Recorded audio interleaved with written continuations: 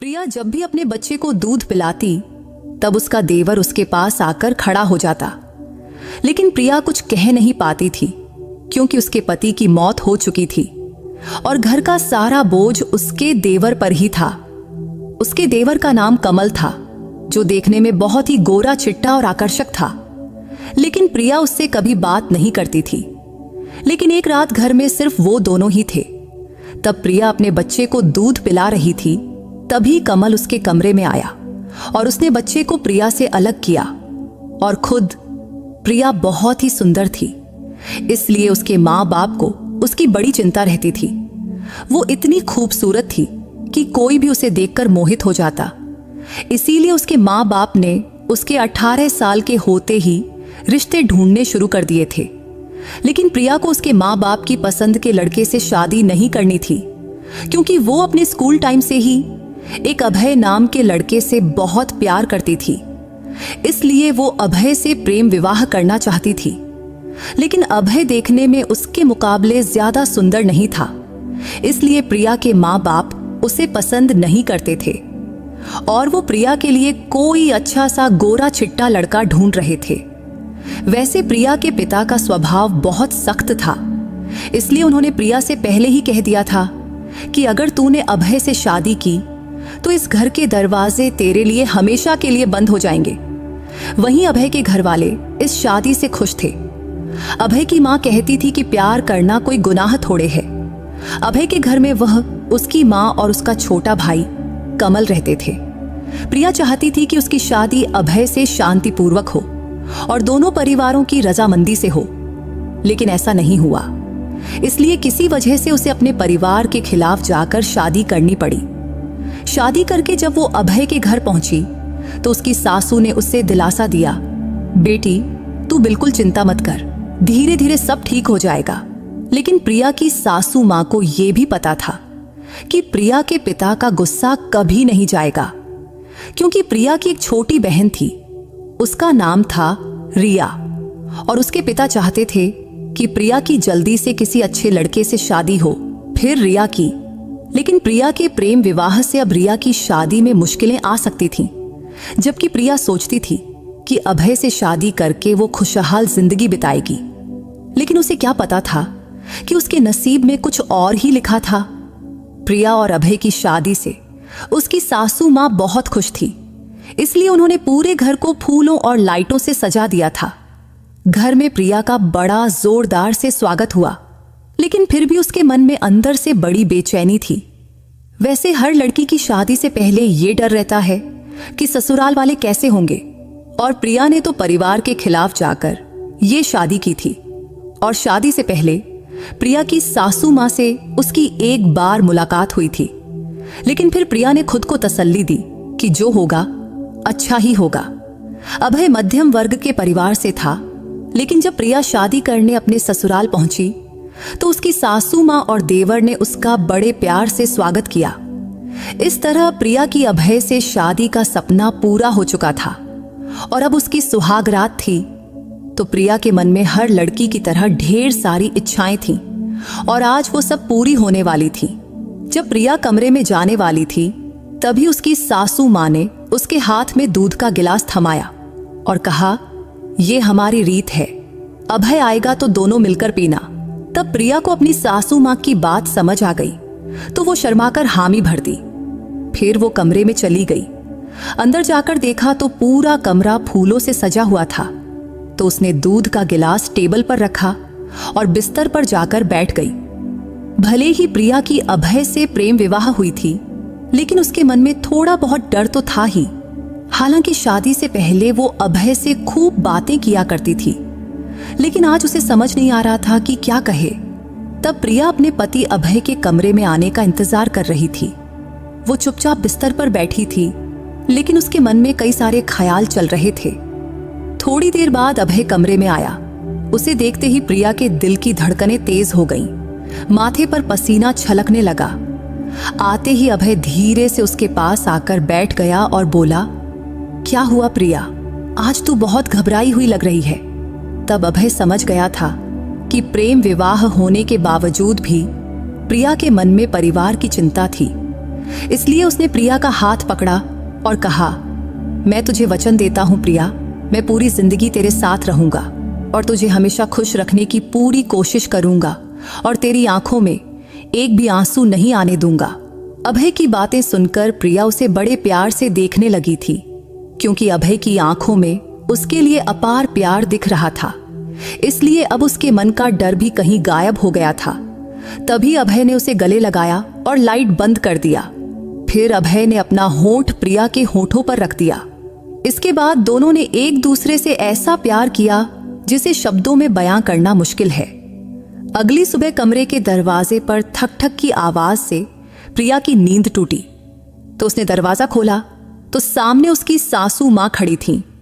उसकी सासू मां ने कहा, प्रिया बेटी, आज चेहरा दिखाने की रस्म है, जल्दी तैयार होकर नीचे आ जाओ और हां, अभय को भी उठा देना। सासू मां के जाने के बाद प्रिया ने दरवाजा बंद किया और अभय को उठाने लगी, लेकिन अभय को आज नींद से उठने का बिल्कुल मन नहीं था। तो वो बोला, प्लीज प्रिया, थोड़ा और सोने दो ना, तू भी आ जा और सो जा। ये कहते हुए उसने प्रिया को फिर से अपनी बाहों में खींच लिया। तभी प्रिया ने हड़बड़ाते हुए कहा, नहीं नहीं, मां अभी आई थी, कह रही थी कि चेहरा दिखाने की रस्म शुरू करनी है, इसलिए हमें जल्दी तैयार होकर नीचे जाना पड़ेगा। तब उसने एक सांस में सब बता दिया। लेकिन अभय आज कुछ ज्यादा ही रोमांटिक मूड में था, इसलिए उसने प्रिया की एक न सुना और उसे फिर से बिस्तर पर खींच लिया और अपना प्यार लूटाने लगा। थोड़ी देर बाद उसने प्रिया को छोड़ा। तब प्रिया नहाने चली गई। नहाकर लौटी तो उसने एक सुंदर सी साड़ी पहनी। फिर अभय भी नहाकर तैयार हो गया। फिर दोनों हॉल में पहुंचे। वहां सारे मेहमान उनकी प्रतीक्षा कर रहे थे। पहले दोनों ने साथ में नाश्ता किया, फिर चेहरा दिखाने की रस्म शुरू हुई। प्रिया को देखने वाली हर औरत उसकी खूबसूरती की तारीफ कर रही थी। रस्म के दौरान प्रिया ने गौर किया कि उसका देवर कमल उसे कुछ अजीब नजरों से देख रहा था, लेकिन उसने सोचा शायद ये उसका वहम होगा, क्योंकि उसने आज पहली बार उसे ठीक से देखा था। प्रिया का वो दिन बहुत ही व्यस्त था, लेकिन वो बहुत खुश थी, क्योंकि उसने शादी को लेकर जो सपने देखे थे वो आज पूरे होते दिख रहे थे। क्योंकि प्रिया के मन में हमेशा एक डर रहता था कि कहीं उसके इस सुख को किसी की नजर न लग जाए, लेकिन उसने कभी नहीं सोचा था कि उसका ये डर सच हो जाएगा। वैसे अभय को अक्सर ऑफिस के काम से दूसरे शहर जाना पड़ता था। हालांकि तब शादी के बाद सब कुछ ठीक चल रहा था, लेकिन शादी के 7 महीने बाद अभय एक बार फिर ऑफिस के काम से बाहर गया हुआ था। लेकिन रास्ते में उसका एक भयानक हादसा हो गया, जिसमें उसकी मौके पर ही मौत हो गई। वो दिन प्रिया के लिए जिंदगी का सबसे काला दिन था। ये खबर सुनते ही प्रिया का होश उड़ गया। तब उसे यकीन ही नहीं हो रहा था कि अभय अब इस दुनिया में नहीं रहा, क्योंकि उसका मन ये मानने को तैयार ही नहीं था।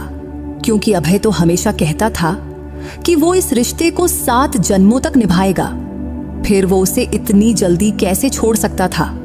उस शाम को जब अभय का पार्थिव शरीर घर लाया गया तो उसे देख प्रिया का दिल टुकड़े टुकड़े हो गया। उसकी सासू भी अपने बेटे के लिए फूट फूट कर रो रही थी। प्रिया के मायके वालों को जब ये खबर मिली तो पुरानी बातें भूलकर वो भी अभय के अंतिम संस्कार के लिए आए। तब प्रिया रोते रोते अपनी माँ बाप से कह रही थी, माँ, आपके आशीर्वाद के बिना मेरी शादी सफल नहीं हो सकी। उसके माँ बाप ने उसे गले लगाते हुए कहा, नहीं बेटी, माँ बाप अपने बच्चों से चाहे कितना भी नाराज हों, वो उन्हें कभी बद्दुआ नहीं देते। लेकिन ये भी सच है कि नसीब में जो लिखा है उसे कोई बदल भी नहीं सकता। फिर सभी की मौजूदगी में अभय का अंतिम संस्कार पास के श्मशान में किया गया। इसके 3 दिन बाद प्रिया के माँ बाप अपने घर जाने की तैयारी करने लगे। जाते वक्त उन्होंने प्रिया को गले लगाया और विदा लिया। विदा लेते हुए प्रिया के माँ बाप उसे आशीर्वाद देकर अपने घर चले गए। इसके बाद अगले 3 हफ्ते बीत गए। 3 हफ्ते बाद प्रिया के माँ बाप फिर से उससे मिलने आए। उस वक्त प्रिया अपनी कमरे से बाहर निकल रही थी। तभी अचानक उसे चक्कर आया और वो बेहोश होकर गिर पड़ी। जब प्रिया को होश आया तो वो अस्पताल में थी। होश में आते ही डॉक्टर ने उसे देखकर कहा, प्रिया, आज से तुझे अपनी सेहत का खास ख्याल रखना होगा, क्योंकि तुम अब मां बनने वाली है। ये खबर सुनकर प्रिया को समझ नहीं आया कि वो खुश हो या दुखी। हालांकि तब पहले तो वो खुशी से फूली नहीं समाई, लेकिन फिर उसे ख्याल आया कि उसके होने वाले बच्चे को पिता का सहारा नहीं मिलेगा। यही सोचकर उसके माँ बाप भी उदास दिख रहे थे। लेकिन प्रिया की सासू माँ ये सुनकर बहुत खुश थी। तभी वो प्रिया के पास आई और बोली, बेटी, ये बच्चा मेरे बेटे की आखिरी निशानी है, इसलिए तू अब अपनी और इस बच्चे की अच्छे से देखभाल करना। जब प्रिया को अस्पताल से घर लाया गया तो उसकी सासू माँ ने उसकी नजर उतारी और फिर से उसका स्वागत किया। इतने दिनों बाद उसकी सासू माँ के चेहरे पर हंसी देख प्रिया का मन भी खुश हो गया। लेकिन जब प्रिया के माँ बाप उसे अपने साथ ले जाने आए तो ये खुशी का माहौल दुख में बदल गया। तब प्रिया के माँ बाप ने कहा, प्रिया, तू अभी बहुत छोटी है, तेरे सामने पूरी जिंदगी पड़ी है और अकेले इस बच्चे को पालना तेरे लिए बहुत मुश्किल होगा, इसलिए तू इस बच्चे का गर्भपात कर दे। इसके बाद हम तेरा फिर से किसी अच्छे घर में ब्याह कर देंगे। ये सुनकर उसकी सासू माँ का चेहरा लटक गया। फिर वो बोली, ये बच्चा मेरे बेटे की आखिरी निशानी है। प्रिया बेटी, तू गर्भपात मत करना। तब अपनी सासू माँ का अपने बेटे के लिए प्यार देख प्रिया के मन में भी अपने बच्चे के लिए ममता जाग उठी। फिर उसने अपने माँ बाप से कहा, भले ही अभय अब नहीं है, लेकिन मैं ये घर कभी नहीं छोड़ूंगी और मैं अपनी बाकी जिंदगी अपने बच्चे के सहारे बिताऊंगी। इस पर प्रिया के पिता गुस्से में बोले, तू अभी बहुत छोटी है, इसलिए अकेली औरत के लिए इतने छोटे बच्चे को पालना आसान नहीं, क्योंकि आगे चलकर इस बच्चे की पढ़ाई और खर्चे तू अकेले कैसे संभालेगी। ये सुनकर उसकी सासू माँ बोली, समधी जी, आप इसकी जरा भी चिंता मत करो। अगर ये बच्चा इस दुनिया में आया तो मैं अपने छोटे बेटे कमल की शादी प्रिया से करवा दूंगी। ये सुनकर प्रिया हैरानी से अपनी सासू माँ की तरफ देखने लगी, क्योंकि उसने कभी नहीं सोचा था कि उसकी जिंदगी उसे इस मोड़ पर लाएगी। लेकिन अब उसके पास कोई और रास्ता भी नहीं था। ये सुनकर प्रिया के माँ बाप भी संतुष्ट हो गए और बोले, ठीक है, अगर प्रिया की शादी आपके छोटे बेटे से हो रही है तो हमें कोई ऐतराज नहीं। ये कहकर उन्होंने प्रिया को आशीर्वाद दिया और अपने घर चले गए। अपने माता पिता के जाने के बाद प्रिया चुपचाप अपने कमरे में गई और अभय को याद करके रोने लगी। अब वो सोच रही थी कि अगर आज अभय जिंदा होता तो अपने बच्चे की खबर सुनकर कितना खुश होता, लेकिन उसके नसीब में ऐसा कुछ लिखा होगा ये उसने कभी नहीं सोचा था। लेकिन अब उसे अपने बच्चे के लिए जीना था। ये सोचकर प्रिया ने अपनी सेहत का ज्यादा ख्याल रखना शुरू किया। वो पौष्टिक खाना खाने लगी और फिट रहने के लिए हल्का फुल्का व्यायाम भी करने लगी। चूंकि अभय के जाने के बाद अब घर का खर्च उसका देवर कमल उठा रहा था। वो एक बड़ी मल्टीनेशनल कंपनी में काम करता था और उसकी तनख्वाह भी अच्छी थी। हालांकि प्रिया उससे ज्यादा बात नहीं करती थी, क्योंकि वो हमेशा अपने काम में व्यस्त रहता था। लेकिन कमल को देखकर प्रिया के मन में कई बार सवाल उठता कि क्या सचमुच वो उससे शादी करेगा। लेकिन अभी उसके मन में कमल के लिए कोई भावना नहीं थी। तब वो सिर्फ अपने बच्चे के लिए ये शादी करने को तैयार थी। उसके प्रेगनेंसी के दौरान उसकी सासू माँ दिन रात प्रिया की सेवा करती थी। वो उसे घर का कोई काम नहीं करने देती थी। ऐसे ही 9 महीने बीत गए और प्रिया की डिलीवरी का दिन आ गया। फिर उसने एक प्यारे से बेटे को जन्म दिया।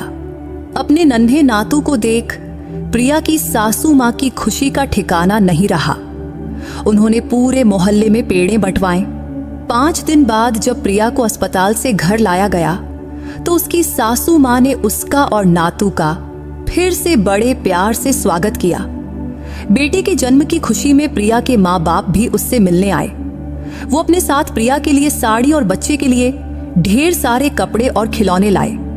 ये सब देख प्रिया बहुत खुश हुई, लेकिन फिर वो अभय की याद में खो गई और वो सोचने लगी कि अगर आज अभय होता तो वो भी अपने बेटे के लिए ढेर सारे कपड़े और खिलौने लाता। ये सोचते हुए उसकी आंखों से आंसू बहने लगे। तभी प्रिया के माँ बाप ने उसकी सासू माँ से कहा, अब प्रिया की डिलीवरी हो चुकी है, तो जैसा आपने कहा था, अब आप अपने छोटे बेटे कमल की शादी प्रिया से करवा दीजिए। इस पर प्रिया की सासू मां ने जवाब दिया, आप लोग बिल्कुल चिंता ना करें, मुझे अपना वादा भली भांति याद है, क्योंकि प्रिया की सासू मां ने कहा था कि वो जल्द ही प्रिया की शादी अपने छोटे बेटे कमल से करवा देंगी। इसके बाद कुछ दिन ऐसे ही बीत गए, लेकिन अब प्रिया को चिंता सताने लगी कि कहीं ऐसा ना हो कि कमल इस शादी से मना कर दे, क्योंकि प्रिया ने आज तक कमल के मुंह से अपनी शादी के बारे में कुछ नहीं सुना था। ये बात उसने सिर्फ अपनी सासू मां के मुंह से ही सुनी थी। इसलिए अगर कमल ने शादी से इनकार कर दिया तो प्रिया कहां जाएगी और उसे और उसके बच्चे को कौन स्वीकार करेगा? यही चिंता अब उसे दिन रात सता रही थी। एक रात प्रिया पानी पीने के लिए उठी और किचन की तरफ गई। तभी उसे अपनी सासू मां के कमरे से बातचीत की आवाज सुनाई दी। तो प्रिया चुपके से अपनी सासू मां के कमरे के पास गई और दरवाजे पर कान लगाकर सुनने लगी। तब उसकी सासू मां कमल से उसकी और प्रिया की शादी की बात कर रही थी, लेकिन कमल शादी से मना कर रहा था। वो अपनी मां से कह रहा था, प्रिया मेरी भाभी है, तो मैं उससे शादी कैसे कर सकता हूं? इस पर प्रिया की सासू मां ने जवाब दिया, अगर तू प्रिया से शादी नहीं करेगा तो वो अपने बेटे को लेकर चली जाएगी, और मैंने उसके माँ बाप को वचन दिया है कि तुम दोनों की शादी करवाऊंगी। तब कमल की माँ कमल से विनती करने लगी थी कि बेटा, इस शादी के लिए तू हाँ कर दे। अगर तू प्रिया से शादी कर लेगा तो तेरे भाई के बेटे को पिता का सहारा मिलेगा।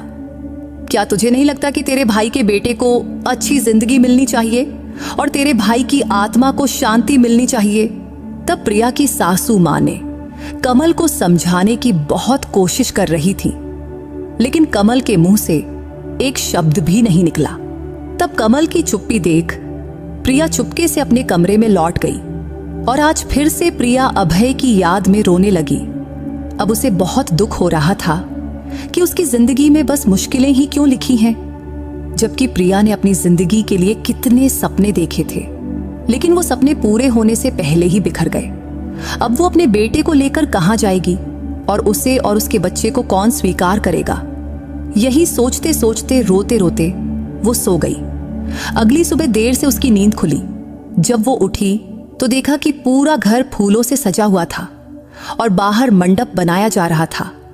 ये सब देखकर प्रिया ने अपनी सासू मां से पूछा तो वो बोली, आज तेरी और कमल की शादी है। ये सुनकर प्रिया को हैरानी हुई और वो सोच में पड़ गई, क्योंकि रात को उसने कमल को मना करते सुना था। तो वो क्या था? फिर कमल इतनी जल्दी शादी के लिए कैसे राजी हो गया?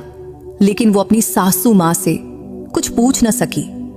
तभी उसकी सासू मां ने उसे शादी के लिए एक सुंदर साड़ी दी और कहा, ये तेरी शादी की साड़ी है, ये पहनकर जल्दी तैयार हो जा बेटी। वह साड़ी देखकर प्रिया फिर अभय की यादों में खो गई। वो सोचने लगी कि अगर आज अभय जिंदा होता तो उसे ये साड़ी दोबारा नहीं पहननी पड़ती, लेकिन अब नसीब में जो लिखा है उसे कोई नहीं बदल सकता। तब प्रिया दूसरी बार वह साड़ी पहन रही थी और साड़ी पहनते वक्त उसे अपने नसीब पर बहुत गुस्सा आ रहा था। कुछ देर बाद वो तैयार होकर कमरे से बाहर निकली तो उसकी सासू मां ने उसे मंडप में बिठाया। तभी उसकी नजर कमल पर पड़ी। मंडप में बैठा कमल बिल्कुल उदास लग रहा था। उसके चेहरे पर जरा सी भी खुशी नहीं दिख रही थी और वो सिर झुकाए चुपचाप बैठा था। उसे देखकर ऐसा लग रहा था कि वो ये शादी मजबूरी में कर रहा है। ये सब देखकर प्रिया को भी एहसास हुआ कि वो भी तो ये शादी मजबूरी में ही कर रही है। तब प्रिया और कमल की शादी बड़े सादे तरीके से हुई। इस शादी में प्रिया के माँ बाप भी मौजूद थे। शादी के बाद दोनों ने बड़ों के पैर छूकर आशीर्वाद लिया। उस रात जब उसकी सासू मां ने प्रिया को कमल के कमरे में भेजा तो वो बहुत घबरा रही थी, क्योंकि उसे नहीं पता था कि आज कमल उससे कैसा बर्ताव करेगा। इसलिए ये रात उसकी जिंदगी की सबसे अजीब रात हो सकती थी। यही सोचते सोचते वो बहुत परेशान हो रही थी। फिर भी प्रिया चुपचाप बिस्तर पर जाकर बैठ गई और कमल का आने का इंतजार करने लगी। इंतजार करते करते रात के 1 बज गए, लेकिन कमल कमरे में नहीं आया। रात के 1:30 बजे जब कमल कमरे में आया तो तो प्रिया को जागते देख भी वो उससे कुछ नहीं बोला। तब प्रिया भी उससे कुछ नहीं बोली, क्योंकि आज उनका रिश्ता बदल चुका था और आज वो पति पत्नी बन चुके थे। लेकिन फिर भी उनके बीच पति पत्नी जैसी कोई भावना नहीं दिख रही थी। तभी कमल चुपचाप बिस्तर से तकिया लेकर बालकनी में जाकर सो गया। उसके इस बर्ताव से प्रिया बहुत परेशान हो गई। फिर भी वो उससे कुछ कह न सकी और चुपचाप सो गई। अगली सुबह जब प्रिया की नींद खुली तो कमल पहले ही फ्रेश होकर बाहर जा चुका था। हालांकि प्रिया को पता था कि कमल के लिए इस रिश्ते को स्वीकार करना बहुत मुश्किल होगा, लेकिन साथ ही उसे यह भी मालूम था कि चुप रहने से कोई हल भी नहीं निकलेगा। कमरे से बाहर आते ही उसकी सासू मां ने प्रिया को उसका बेटा थमाया और बोली, रात भर तेरा बेटा जागता रहा है, अभी सोया है, लो इसे संभालो। तब प्रिया का बेटा गहरी नींद में सो रहा था, लेकिन जैसे ही उसने उसे गोद में लिया वो जोर जोर से रोने लगा। तो प्रिया ने अपनी सासू मां से कहा, शायद इसे भूख लगी होगी। इतना कहकर प्रिया अपने बच्चे को लेकर कमरे में चली गई। कमरे में आते ही उसने तुरंत अपने बच्चे को सीने से लगाया और उसे दूध पिलाने लगी। जब प्रिया अपने बेटे को दूध पिला रही थी तभी कमल कमरे में आया, लेकिन उसे देखते ही प्रिया ने दूध पिलाना बंद कर दिया और बच्चे को अपने से अलग कर लिया। तब शायद उसे थोड़ा असहज महसूस हुआ था, क्योंकि पहले ऐसा कभी नहीं हुआ था। वो हमेशा अपने कमरे में जाकर बच्चे को दूध पिलाती थी। तब कमल ने भी प्रिया की तरफ देखकर अपना सिर झुका लिया। शायद उसे भी नहीं पता था कि प्रिया बच्चे को दूध पिला रही है। वैसे प्रिया और कमल का रिश्ता कब ठीक होगा और क्या उनका रिश्ता कभी पति पत्नी जैसा बनेगा, ये दोनों को ही नहीं पता था। इसके बाद और कुछ दिन ऐसे ही बीत गए। अब कमल प्रिया के बेटे से बहुत प्यार करने लगा था और वो उसके लिए नए नए खिलौने लाता और उसे पिता जैसा प्यार भी देता था। लेकिन आज तक प्रिया और कमल के बीच पति पत्नी का रिश्ता नहीं बन पाया था। एक रात प्रिया की तबीयत ठीक नहीं थी। तब उसे तेज बुखार था और उसका बेटा भूख की वजह से जोर जोर से रो रहा था। तब जैसे ही प्रिया ने उसे दूध पिलाना शुरू किया कि तभी कमल कमरे में आया और वहीं खड़ा हो गया। तब कमल को अपने पास खड़ा देख प्रिया को बहुत शर्मिंदगी महसूस हुई, लेकिन कमल वहीं खड़ा रहा। तब प्रिया को उसका यह बर्ताव बिल्कुल पसंद नहीं आया। तब प्रिया कुछ बोल पाती उससे पहले ही कमल ने बच्चे को उससे अलग किया और कहा, तुम मुझे गलत समझ रही हो। मैं यहां सिर्फ ये बताने आया था कि तुम्हें तेज बुखार है। ऐसे में बच्चे को दूध पिलाना ठीक नहीं है, वरना वो भी बीमार पड़ सकता है। इतना कहकर कमल बच्चे को बाहर ले गया और खुद पाउडर का दूध बनाकर उसे पिलाने लगा। ये देख प्रिया को अपनी गलती समझ आई। फिर वो तुरंत उठकर बाहर गई और देखा कि कमल उसके बेटे को बड़े प्यार से दूध पिला रहा है। तभी प्रिया माफी मांगने कमल के पास गई, लेकिन वो गुस्से में उठकर वहां से चला गया। अब प्रिया और कमल के बीच की दूरी खत्म होने के कोई आसार नहीं दिख रहे थे। लेकिन आज कमल के इस व्यवहार से प्रिया समझ गई थी कि वो उसके बेटे से बहुत प्यार करता है। अब प्रिया और कमल की शादी को 2 महीना बीत चुका था, लेकिन दोनों एक ही कमरे में रहते हुए भी अलग अलग सोते थे। कमल कमरे में सोफे पर सोता, जबकि प्रिया अपने बेटे के साथ बिस्तर पर। एक दिन उसकी सासू मां ने प्रिया से पूछा, प्रिया, तुम और कमल इस शादी से खुश तो हो ना? इस पर प्रिया ने हाँ में सिर हिलाया। फिर आगे उसकी सासू मां ने पूछा, क्या तुम दोनों के बीच पति पत्नी जैसा रिश्ता बन पाया है? तब प्रिया को उनकी बात अच्छे से समझ आ गई कि वो क्या पूछना चाहती हैं, तो उसने नहीं में सिर हिलाया। ये देख उसकी सासू मां बोली, तुम्हारी शादी को अब 2 महीना हो गया है, लेकिन तुम दोनों के बीच अभी तक कोई रिश्ता नहीं बना। ये बिल्कुल ठीक नहीं है। मुझे तो लगा था कि शादी के बाद कमल खुद ब खुद तुम्हारे करीब आ जाएगा, लेकिन अब लगता है कि ये सोचना मेरी गलती थी।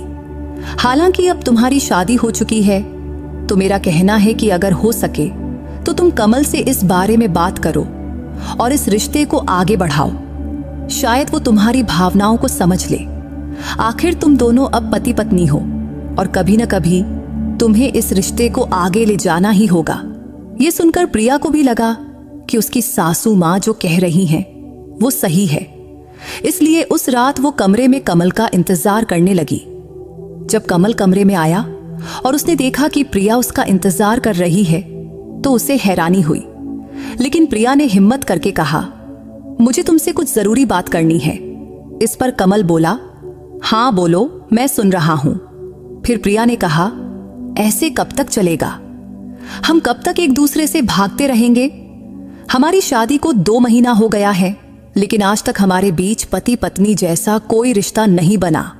ये सुनकर कमल गुस्से में बोला, मैंने ये शादी मां के कहने पर की है, ताकि तुम मेरे भाई के बेटे को मां से दूर न ले जाओ।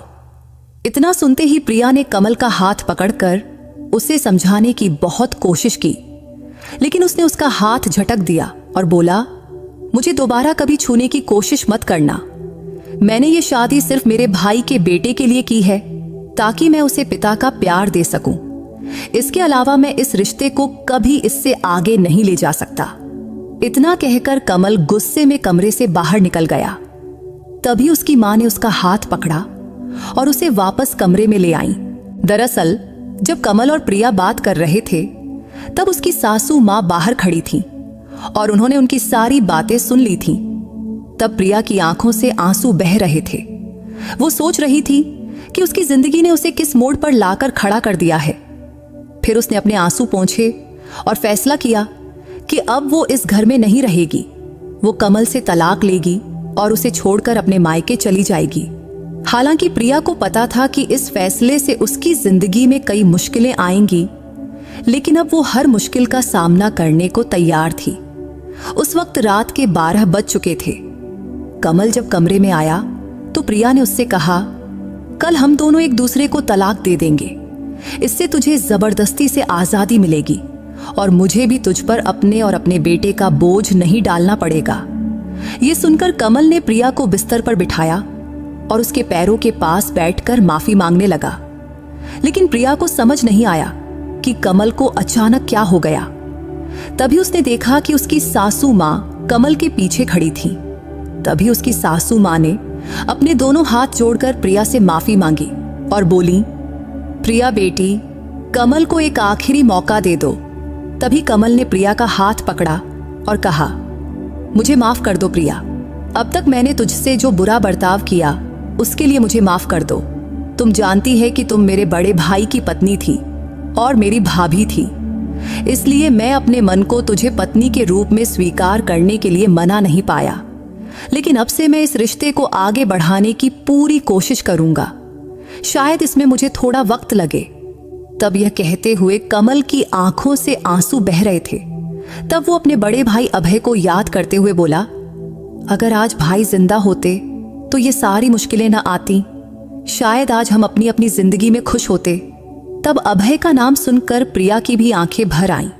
फिर उसने कमल से कहा, ठीक है, मैं तुम्हें एक मौका जरूर दूंगी, लेकिन जब तक हम पति पत्नी का रिश्ता पूरी तरह स्वीकार नहीं करते तब तक हम दोस्ती का रिश्ता तो निभा ही सकते हैं।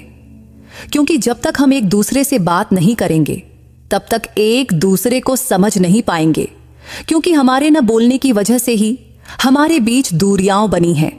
तभी उसकी सासू मां आगे बढ़ी और प्रिया के माथे को चूमकर बोली, बेटी, तुम दोनों पति पत्नी के रिश्ते में आगे बढ़ो और खुश रहो। मुझे इससे ज्यादा और क्या चाहिए? बस मेरे बच्चे सुखी रहें, यही काफी है। इसके बाद उसकी सासू मां कमरे से बाहर चली गई। फिर कमल और प्रिया भी अपने कमरे में सो गए। इसके बाद कमल का व्यवहार धीरे धीरे बदलने लगा था, क्योंकि अब दोनों एक दूसरे से बात करने लगे थे। फिर जल्द ही प्रिया और कमल के बीच की दूरियां खत्म हो गईं और वो दोनों धीरे धीरे एक दूसरे के करीब आने लगे। एक दिन कमल प्रिया को बाहर घुमाने ले गया। तब पहली बार प्रिया कमल के साथ उसकी बाइक पर बाहर घूमने गई थी। उस दिन कमल कभी बाइक धीरे चलाता तो कभी अचानक तेज रफ्तार में ब्रेक मार देता। जब वो तेज रफ्तार में ब्रेक मारता तो उनके बीच का फासला कम हो जाता और प्रिया उसके करीब आ जाती। लेकिन जब प्रिया की नजर बाइक के शीशे पर पड़ी तो उसने कमल के चेहरे पर एक शरारती मुस्कान देखी। मुस्कान देख उसे समझ आ गया कि वो ये सब जानबूझकर कर रहा है। तो अब प्रिया ने भी उसे पीछे से जोर से पकड़ लिया ये देख कमल के चेहरे पर एक अलग ही खुशी छा गई। उस शाम को जब वो दोनों घर लौटे तो प्रिया दौड़कर घर के अंदर गई, लेकिन उसने देखा कि घर में कोई नहीं है, तो उसे अपने बेटे की चिंता होने लगी। वहीं कमल उसे पीछे से पुकार रहा था। जब कमल उसके पास आया तो प्रिया ने पूछा, मेरा बेटा कहाँ है?